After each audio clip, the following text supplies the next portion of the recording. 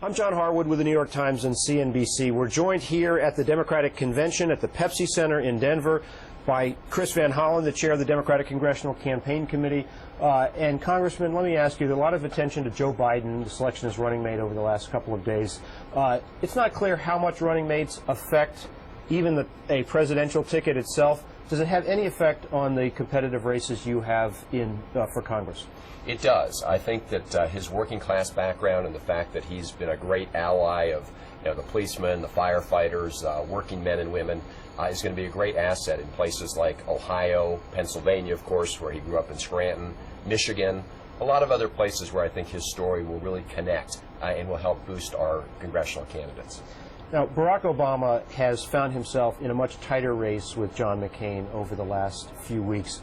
At earlier points in the cycle, it looked like in some of your competitive races, especially in the West, places like here in Colorado, Nevada, New Mexico, that Barack Obama was going to provide a lift for your candidates, and everybody was welcoming that. Now he's got a real dogfight in Ohio, Michigan, Pennsylvania, those states. How are your candidates for Congress feeling about Barack Obama as the head of the Democratic ticket?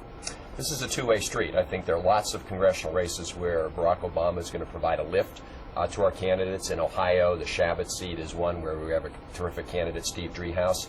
In other areas, I think some of our candidates are going to help get out the vote for Barack Obama. In Ohio, you've got John Bocheri as a good example. So there's one state where one part of the state, Barack Obama is a big lift to our candidates. In other places, we think our candidates and their field operations will be a lift to the Obama ticket. Now, you have some candidates in competitive races in the South, other places that are culturally conservative. How much resistance do you think, or how much complication it poses for your candidates that you have a Democratic ticket headed by the first African-American nominee? Well, I think if you look at our special elections, they give you a good clue to that, because in those elections, the Republicans tried to run against our candidate by using Barack Obama and Nancy Pelosi, and it totally backfired because people really are looking to answers for the economic squeeze they're feeling, and they're not going to get distracted by some of these tactics that we've seen in the past. And I think those are the best examples. In Mississippi, in Louisiana, we picked up seats in the special election that George Bush had carried by 61% of the vote in Mississippi, 59% of the vote in Louisiana. And again, they tried to use this tactic. They ran ads using Barack Obama against our candidates, and it just didn't work. In fact, the Republicans sent Dick Cheney down, and the day after that in Mississippi, people came out overwhelmingly supported our candidate.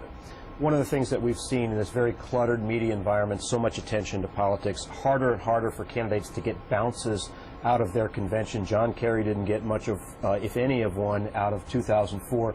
What do you hope as a Democratic leader for the top of the ticket and for your candidates to accomplish in these 4 days in Denver? Our challenge is to draw the clear contrast between what the Obama-Biden ticket stands for and what a McCain presidency would be. That means go on the attack against John McCain. No, it means laying out the clear contrast on the policy issues. If you look at the economy and you look at foreign policy, what John McCain represents is more of the same. In fact, on the economy, this is George Bush on steroids. If you like the Bush administration's economic policy, you're going to love John McCain. Whereas Obama has got a plan in terms of middle-class tax relief. He's got a health care plan that's going to help relieve that middle-class squeeze. And so our challenge is to tell the story of what differences there are between these two individuals, not just in terms of their personalities, but more importantly for the American people, their policies.